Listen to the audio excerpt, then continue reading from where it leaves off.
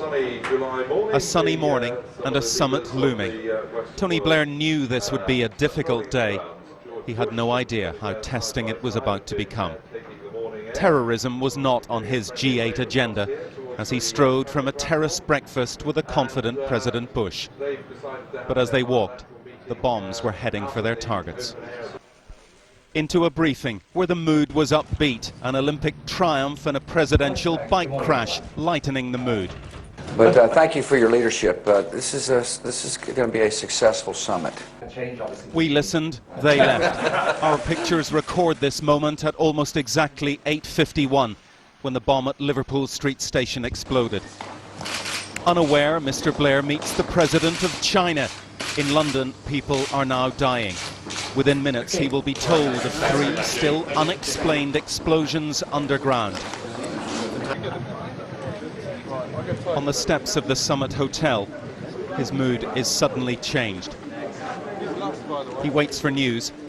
It is only minutes after the bus bombing, around the time of these pictures, that it is clear to him that London has been attacked by terrorists. He and George Bush now have a very new but familiar conversation. Inside, he briefed his fellow leaders. The details were still sketchy. His audience clearly anxious. Many here have faced terrorist atrocities.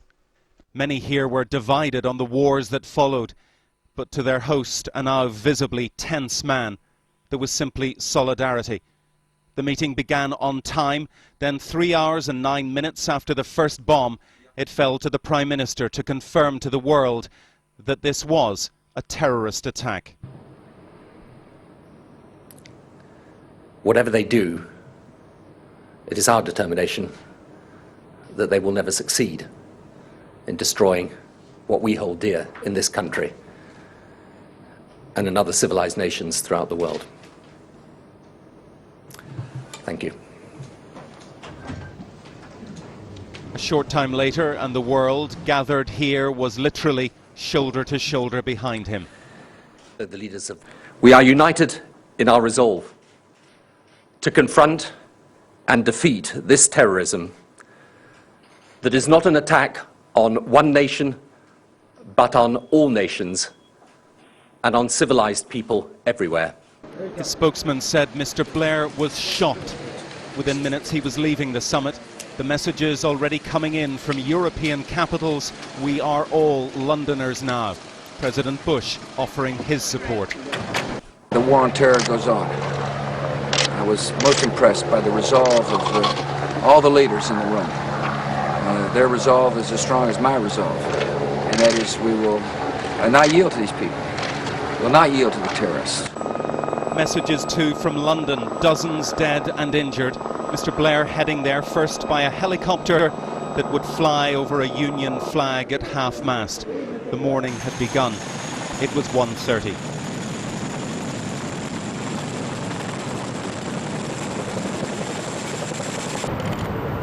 Mid-afternoon, London, Scotland Yard, half a mile from the scene of one explosion. The Home Secretary briefing Mr. Blair, the Foreign Office scouring Islamist websites for any sign of a threat, a claim, a perpetrator. Then to Downing Street to meet the committee of ministers and intelligence leaders set up for just this type of bombing. The bombing we've all been warned was coming sooner rather than later. With the death toll at 33, Tony Blair delivered a speech that will long be remembered. This has been a most terrible and tragic atrocity that has cost many innocent lives. There will, of course, now be the most intense police and security service action to make sure that we bring those responsible to justice. I would also pay tribute to the stoicism and resilience of the people of London.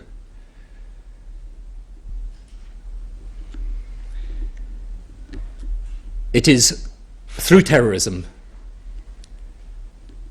that the people that have committed this terrible act express their values. And it's right at this moment that we demonstrate ours. I think we all know what they're trying to do. They're trying to use the slaughter of innocent people to cow us, to frighten us out of doing the things that we want to do, of trying to stop us going about our business as normal as we're entitled to do. And they should not and they must not succeed.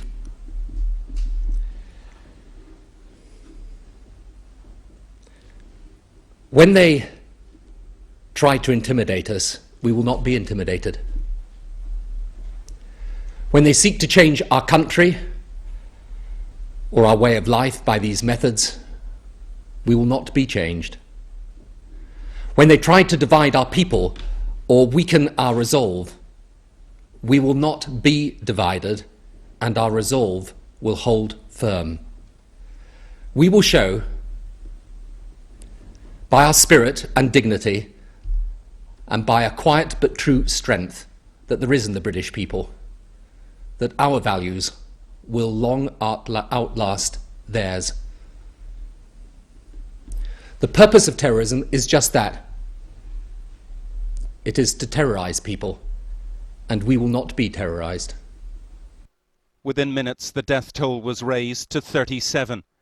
Mr. Blair left to return to his business, his summit, leaving a bombed and bloodied capital and a people shocked, many in mourning, more than 700 injured. Within the last few minutes, Tony Blair has landed back at the summit to prove tonight and on a new day his resolve that democracy, government and life will go on, despite the carnage of a terrible day. Bill Neely, ITV News.